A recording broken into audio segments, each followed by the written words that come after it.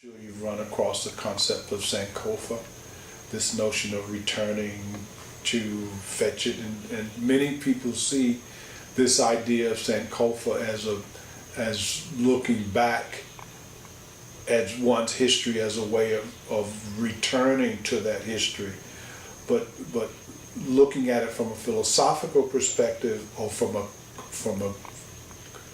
cultural criticism perspective. One finds the need to make the distinction between what we've come to call critical Sankofa and naive Sankofa. Naive Sankofa is kind of a sense of what some refer to as returning to the good old days.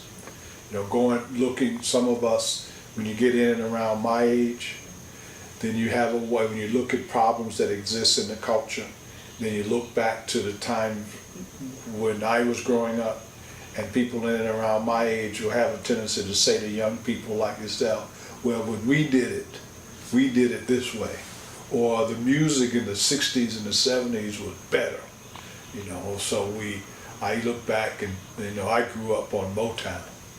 So I assume that Motown is better than rap, because that's the way that was the music of my time.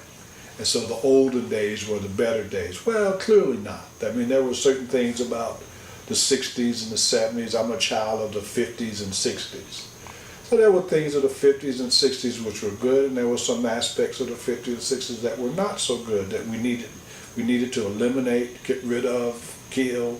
And then there were other aspects that we've lost that we want to hold on to.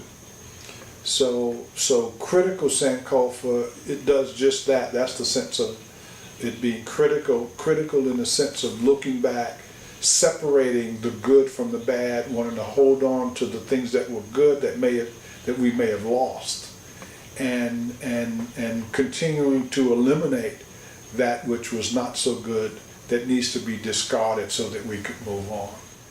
So if it is one's concern to have an understanding of oneself and others, then of course it's important that people of African and African American descent develop an understanding of Latinos and Asians and Europeans.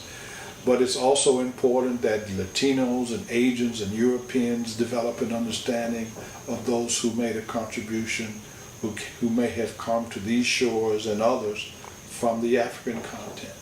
So a detailed and very careful study of that becomes important to one's own development, whatever race or ethnic group one may become a part of. But especially if one is an African or African American, it becomes even that much more important they understand themselves.